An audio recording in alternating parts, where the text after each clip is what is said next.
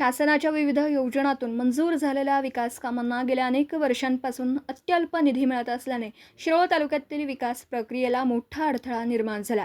राज्यभरातील गव्हर्नमेंट कॉन्ट्रॅक्टरांचं तब्बल सुमारे 96,000 कोटी रुपयांचे बिल थकलं असून त्याचा थेट परिणाम स्थानिक पातळीवरील कामांवर होतोय. शिरोळ तालुक्यातीलही सुमारे 250 ते 300 कोटी रुपयांचे थकबाकी असल्याने कॉन्ट्रॅक्टर आर्थिक संकटात सापडलात. याच पार्श्वभूमीवर शिरोळ तालुका गव्हर्नमेंट कॉन्ट्रॅक्टर असोसिएशनची महत्त्वपूर्ण बैठक शिरोळ येथे पार पडली. या बैठकीत शासनाकडून निधी न मिळाल्यास तालुक्यातील सर्व विकास कामे बंद ठेवण्याचा ठराव एकमताने मंजूर करण्यात आला. त्यामुळे येत्या काही दिवसात रस्ते, इमारती, पाणी पुरवठा यांसारख्या विविध कामांवर परिणाम होण्याची शक्यता व्यक्त केली जाते. बैठकीत व्यक्त करण्यात आलेल्या भूमिकेनुसार अनेक विकास कामं पूर्ण होऊनही त्यांची बिलं प्रलंबित आहेत. काही कामांसाठी अत्यल्प निधी दिला जात असून उर्वरित रक्कम दीर्घकाळापासून थकलेली आहे. परिणामी कॉन्ट्रॅक्टरांना साहित्य पुरवठादारांची देणी, मजुरांचे वेतन आणि इतर खर्च भागवणं कठीण झालं. आर्थिक ओढाताण वाढल्याने अनेकांना कामं थांबवण्याची वेळ आली.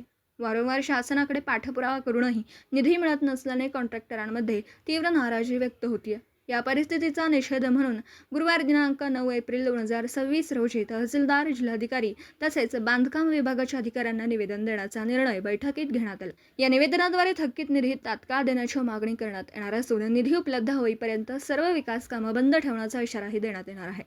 दरम्यान विकास कामे थांबल्यास सर्वसामान्य नागरिकांनाही त्याचा फटका बसणारा पायाभूत सुविधांची कामं रखडल्याने ग्रामीण व शहरी भागातील विकास प्रक्रियेला मोठा अडथळा निर्माण होण्याची भीती व्यक्त केली जाते.